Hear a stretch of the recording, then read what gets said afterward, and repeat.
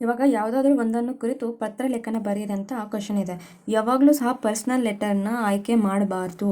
ಯಾಕಂದರೆ ವ್ಯಾವಹಾರಿಕ ಪತ್ರ ಇರುತ್ತಲ್ಲ, ಅದನ್ನು ಯಾವಾಗಲೂ ಆಯ್ಕೆ ಮಾಡಿಕೊಂಡ್ರೆ ಸ್ಕೋರಿಂಗ್ ಫುಲ್ ಔಟ್ ಆಫ್ ತೊಗೋಬೋದು. ಆದ್ದರಿಂದ ವೈಯಕ್ತಿಕ ತಗೋಬೇಡಿ. ಇವಾಗ ನಾನು 52 ಕ್ವಶನ್ಗೆ ಆನ್ಸರ್ ಹೇಳ್ತೀನಿ ನೋಡಿ. ಇವಾಗ ಕ್ವಶನ್ ಓದೋದ.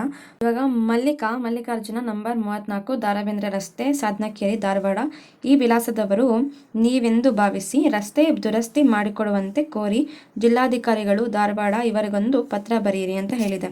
ಇವರೇ ಅರ್ಧ ಇನ್ಫಾರ್ಮೇಷನ್ ಕೊಟ್ಟಿದ್ದಾರೆ. ಅಂದರೆ ಯಾವ ಪ್ಲೇಸಲ್ಲಿ ಇರ್ತಾರೆ, ಡೋರ್ ನಂಬರಿಂದ ಹಿಡಿದು ರಸ್ತೆ ಎಲ್ಲನೂ ಇನ್ಫಾರ್ಮೇಷನ್ ಕೊಟ್ಟಿದ್ದಾರೆ.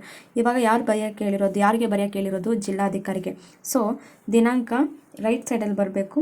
ಇವಾಗ ಲೆಫ್ಟ್ ಸೈಡಲ್ಲಿ ಇವರಿಂದ ಅಂತ ಹಾಕಿ ಅಲ್ಲೇ ಇದೆಯಲ್ಲ ಮಲ್ಲಿಕಾ ಅಥವಾ ಮಲ್ಲಿಕಾರ್ಜುನ, ಅದೇ ರೀತಿಯಾಗಿ ಬರೀರಿ. ನಂಬರ್ 34 ದಾರಾಬೇಂದ್ರೆ ರಸ್ತೆ, ಸಾಧನಕೇರಿ, ಧಾರವಾಡ ಈ ರೀತಿ ಬರೀಬೇಕು.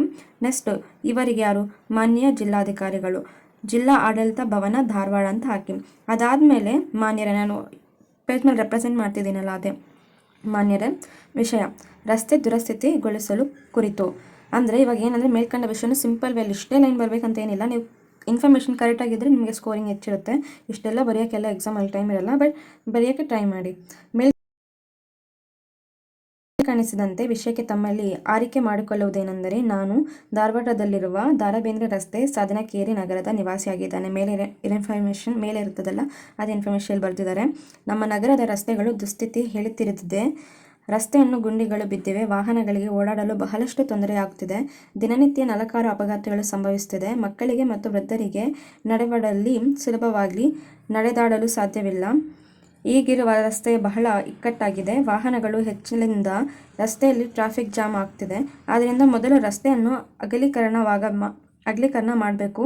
ನಂತರ ಸರಿಯಾಗಿ ರಸ್ತೆಯನ್ನು ದುರಸ್ತಿ ಮಾಡಿ ಬೇಗನೆ ಜನಸಾಮಾನ್ಯರಿಗೆ ಅನುಕೂಲವಾಗಿ ಮಾಡಿಕೊಳ್ಳಬೇಕೆಂದು ಈ ಮೂಲಕ ವಿನಂತಿಸುತ್ತೇನೆ ಅಂತ ಹೇಳ್ತಿದ್ದಾರೆ. ಕೆಳಗಡೆ ವಂದನೆಗಳೊಂದಿಗೆ ತಮ್ಮ ವಿಶ್ವಾಸಿ. ಯಾರು? ಮಲ್ಲಿಕಾ ಅಥವಾ ಮಲ್ಲಿಕಾರ್ಜುನ ಅಂತ ಬರೀಬೇಕು. ಇಲ್ಲಿ ನೋಡಿ ಬೇರೆ ನೇಮ್ ಬರೆದ್ಬಿಟ್ಟಿದ್ದಾರೆ, ಹಂಗಲ್ಲ. ಇಲ್ಲಿ ಏನು ನೇಮ್ ಕೊಟ್ಟಿರ್ತಾರೋ ಅದೇ ನೇಮ್ ಬರೀಬೇಕು. ಓಕೆನಾ? ಬೈ.